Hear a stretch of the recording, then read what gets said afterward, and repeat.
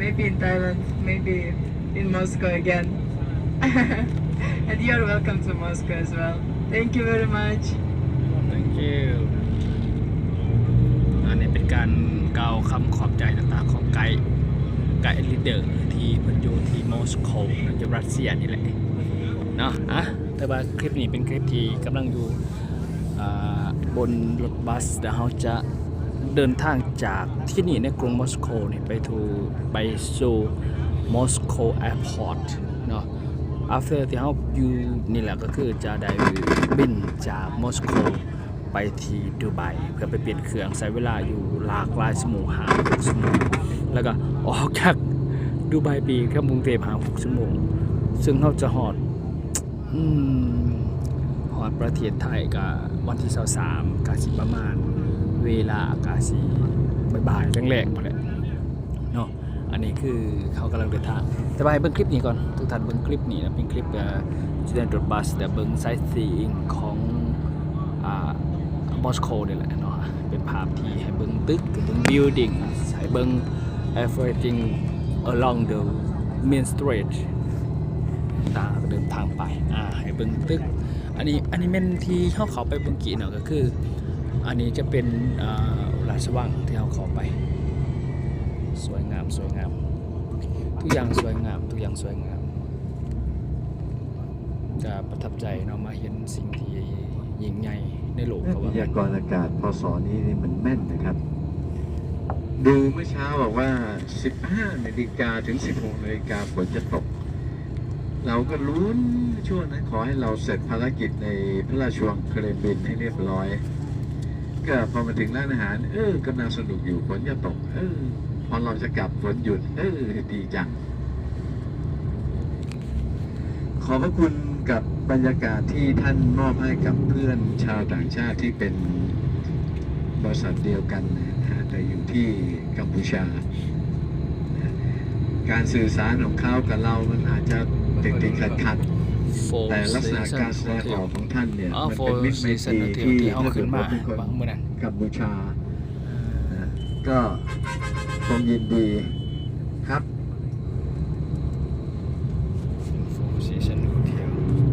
เขาก็ดำเนินภารกิจต่อไปเหมือนกับเส้นทางที่เราได้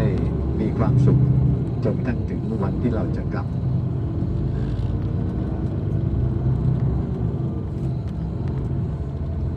ใช้เวลาวันนี้วันเสาร์น่าจะประมาณสัก45 นาทีถึงไม่เกิน1 ชั่วโมงแน่นอนก็จะถึงยังสนามบิน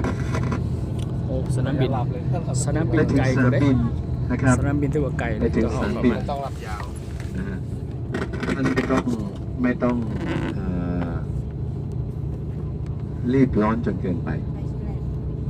อันดับแรกเลยเนี่ยข้าวของที่อยู่บนรถนี่เรื่องสำคัญมาก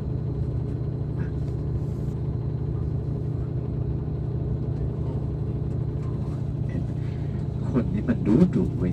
จับไม่ผิดมือมันก็บอกว่านี่มันเปิดมันจอดรถมันว่าผมอ่ะนี่นะผู้หญิงเมืองนี้ไม่สวยคุณไม่ให้อภัยนะนี่เป็นสถานที่บนที่ว่ามันนั่งซ้ายมือเป็นอะไรจ๊ะขวามือท่านเคยมายืนเล่นใช่ไหมเคยมาแล้วโอ้ยขอบคุณมากไม่โกรธแล้วอุตส่าห์พามาย้อนรอยประวัติศาสตร์ที่เรามาเที่ยว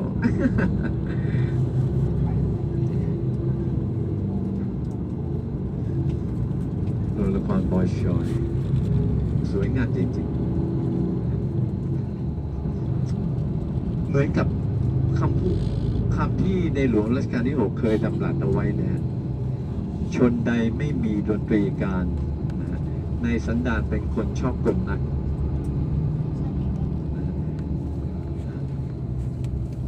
ผมนี่ไม่แปลกใจเลยว่าทำไมท่านถึงได้ทำงานแล้วก็รุ่งเรืองในการไต่ตำแหน่งหน้าที่เจริญหน้าที่การงานคือท่านไม่ได้ซีเรียสผมเห็นแล้วว่าพอช่วยกดปุ่มหน่อยครับร้องเพลงเนี่ยท่านสตาร์ทโดยอัตโนมัตินะไม่ว่าจะเป็น รุ่นใหญ่รุ่นเล็กท่าน enjoy ได้ทันที ภาวะผู้นำทั้งเต็มเปี่ยม ขอปรบมือในใจแป๊ะแป๊ะแป๊ะแป๊ะแป๊ะแป๊ะ ในใจค่ะเปิดเผย นี่ปรบมือเนี่ยในใจแต่ปากนี่พูดชมเชยนะครับนี่แหละครับภาวะผู้นำผู้นำที่จะนำกองทัพให้สู่ความสำเร็จได้ต้องเป็นลักษณะแบบนี้ ชื่นชม